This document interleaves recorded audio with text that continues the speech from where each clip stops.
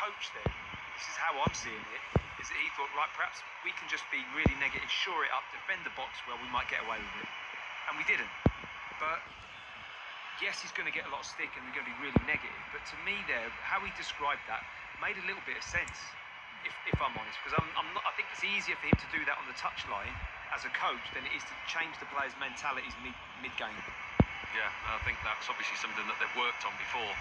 He didn't sound himself there today. I mean, it was obviously a difficult time for an England manager to do an interview with all the emotion going on. But when Kelly asked him about Thomas Tuchel's England, I mean, he's often spoke about Thomas Tuchel's England and what he wants from his team. The pace, the power, the forward thinking.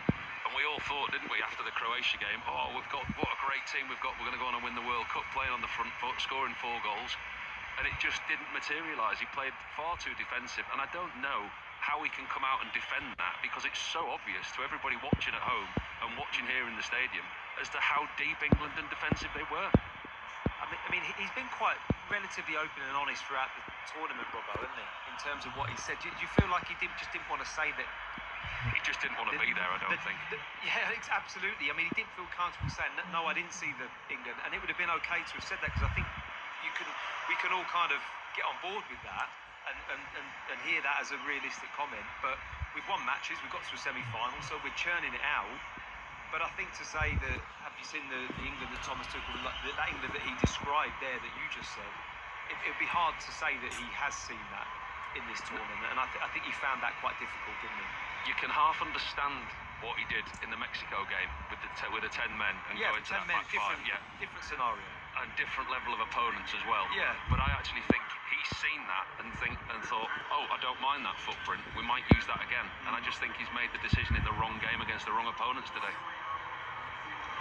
Our correspondent John Murray is waiting in the tunnel. John, you're going to be speaking to the players and to Thomas Tuchel.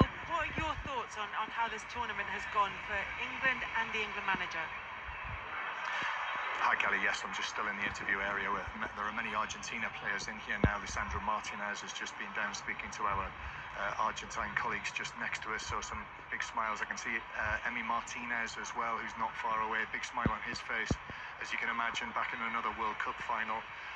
From an England point of view, really in this big room here, we've only seen Harry Kane and Dan Burn as of yet, still waiting for Thomas Tuchel to come into this area. And on the thoughts, you know, that's another 4 years now for the World Cup for England. 60 years will become 64 years. And I know that England have gone closer in recent years, both European Championship and World Cup. 4th semi-final in 5 years, 2 finals. But as we all know, Thomas Tuchel, a coach of his grade, was brought in to take that extra step and to win England a tournament. And I mean, it's tough, but they have fallen short. And I think, again, remember what Michel Platini said about English football and English footballers. They're lions in the autumn and lambs in the spring. And I do wonder, it'll be interesting to hear from Thomas Tuchel, you know, does he believe that England can actually make that final step? John Murray, thank you very much. And those interviews that John was talking about will be available during the course of 6:06. Now remember, we will have commentary of England's 3rd place playoff against France on Saturday. That one is at 10 o'clock. And commentary of the 2026 World Cup final live from New Jersey.